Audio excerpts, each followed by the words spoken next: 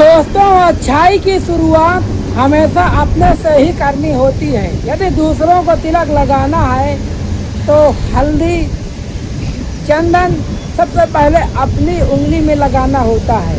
नमस्कार दोस्तों, स्वागत है आप सभी का आज की इस नई कहानी में। दोस्तों, आज की यह कहानी आज से लगभग 20-25 वर्ष पहले की है, जब यह डिजिटल जमाना नहीं हुआ करता था। लोग आपस में प्रेम भावना रखते थे, लोगों में एकता थी।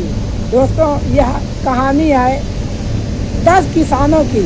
एक गांव था, उसमें 10 बुजुर्ग किसान रहते थे। उनमें आपस में बहुत प्रेम था। वह सत्य की खोज के लिए अपने घर से निकले तीर्थ यात्रा के लिए। वह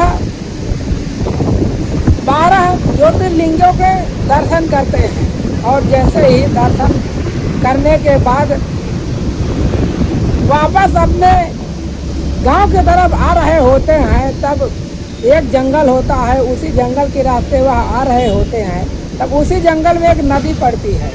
जैसे ही वह नदी क्रॉस करते हैं, नदी क्रॉस करने के बाद वह सोचते हैं कि आपस में गिनती मार लिया जाए, कहीं कोई हमसे हमारा दोस्त बिछड़ तो नहीं गया है। और उन 10 में जो है, जो भी गिनती मारता है 1 2 3 4 5 6 7 8 9, वह अपने को भूल जाता था। 10 के 10 ने एक बार सबने गिनती मारी। उन्होंने कहा, हम में से एक व्यक्ति तो कम है। तब वह सभी आपस में बात ही कर रहे होते हैं कि उसी जंगल से एक संत जी किसी काम से वह गांव की तरफ जा रहे होते हैं।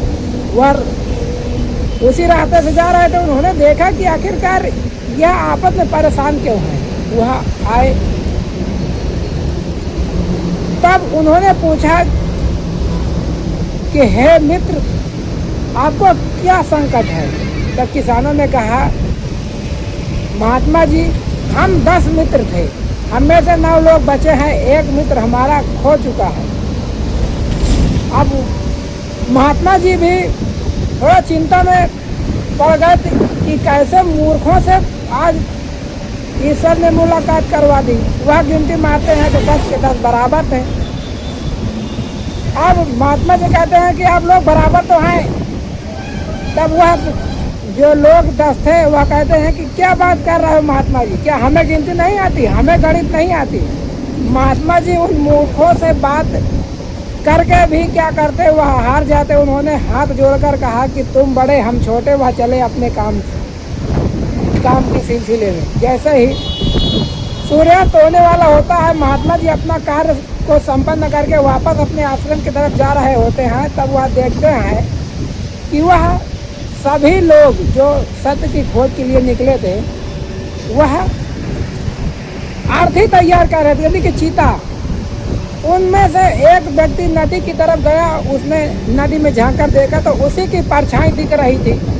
तब वह कहता है कि यह हमारा मित्र नदी में डूब गया है, तो तुम लोग लकड़ियां सजाओ, इसको जलाने के लिए हम सभी लोग निकाल के लाते हैं।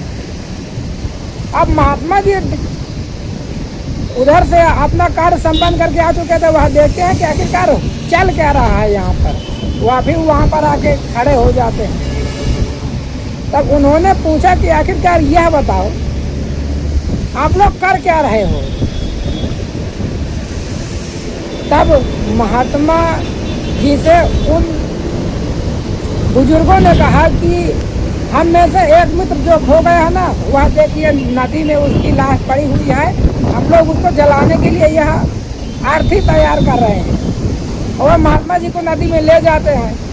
महात्मा जी देखते हैं तो उन्हीं की परछाई दिखती है उनको। इसके बाद जो है वह सोचते हैं कि इन मूर्खों से कौन बचाए।